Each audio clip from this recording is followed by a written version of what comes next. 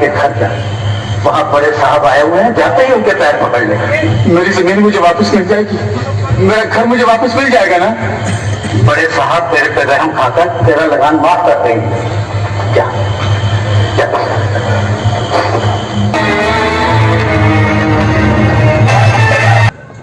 सिर्फ आजादी हमारा मकसद नहीं है। आजादी का मतलब क्या है कि हुकूमत अंग्रेजों के हाथों से निकलकर मुट्ठी भर रईस और ताकतवर हिंदुस्तानियों के हाथ लग जाए। क्या यही आजादी है? इससे आम इंसान की जिंदगी में कोई फर्क आएगा?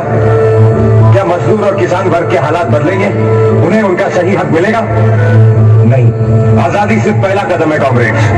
मकसद है वतन बनाना, एक ऐसा वतन जहां हर तबके के लोगों को बराबरी से जीने का हक मिले, जहां मजहब के नाम पर समाज में बंटवारा ना हो, एक ऐसा वतन जो इंसान का इंसान पे जुल्म बर्दाश्त ना करे। हिंदुस्तान जहां इतने सारे धर्म, जातियां, भाषाएं, कल्चर्स हैं, उसे एक साथ जोड़े रखना आसान नहीं। लेकिन अगर हम इस बात को आज नहीं समझेंगे और इस मसले को लेकर आज से संघर्ष नहीं करेंगे तो हिंदुस्तान कल एक आजाद मुल्क तो होगा, लेकिन एक भ्रष्ट, शोषक और सांप्रदायिक समाज बनकर रह जाएगा। हम सबको मिलकर बनाना है एक समाजवादी वतन। क्या आप लोग मेरे साथ हैं? तो कॉमरेड्स, आज से हम ब्रिटिश हुकूमत के खिलाफ एक जंग का ऐलान करते हैं। हमारा पहला हमला होगा साइमन कमीशन पर। इस मोर्चे में हम लाला लाजपत राय जी के साथ खड़े रहेंगे। Hindustan socialist Republican association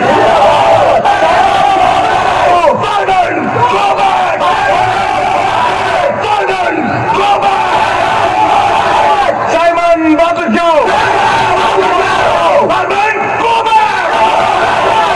Simon वापस जाओ।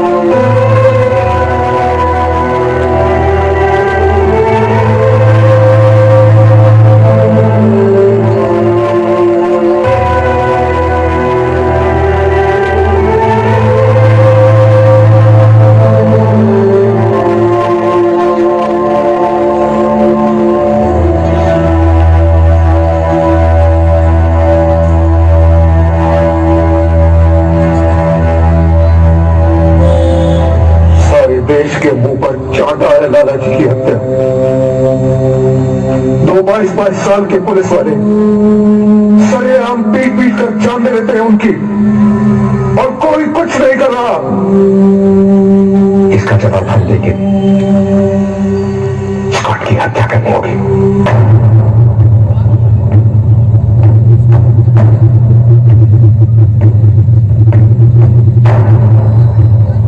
बिल्कुल सही।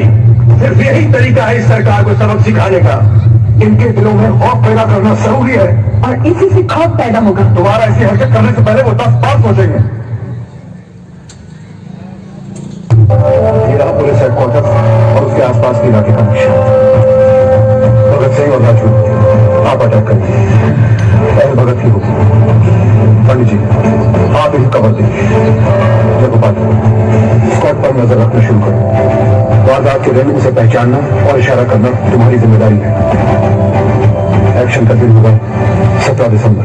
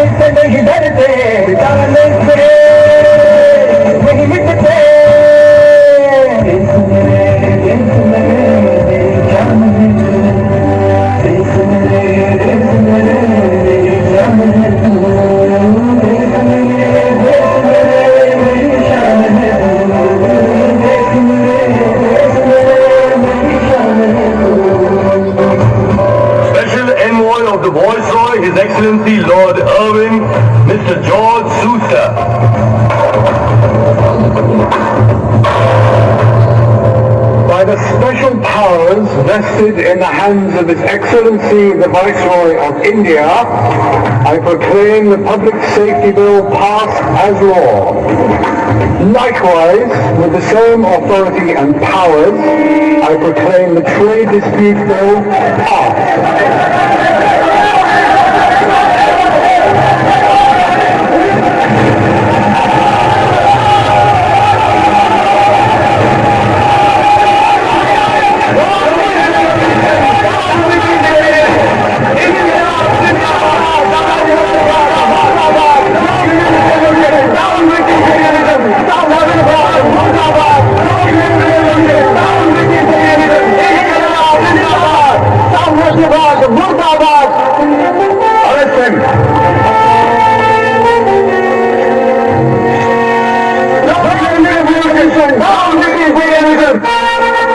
उनके धमाके से वाइसरॉय लॉर्ड ओवेन और इमोशन दोनों पूरी तरह से हिल गए।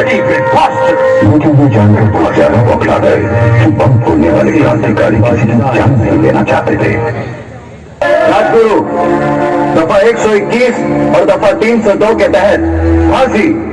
सुखदेव, दफा 121 और दफा 302 के तहत फांसी। भगत सिंह, दफा 121 और दफा 302 के तहत फांसी। All three to be hanged by the neck till they are dead. इससे आगे हमारा एक नाटक है, हमें 10 मिनट का और समय चाहिए एक सेटअप लगाने के लिए, उसके बाद हम नाटक शुरू करते हैं।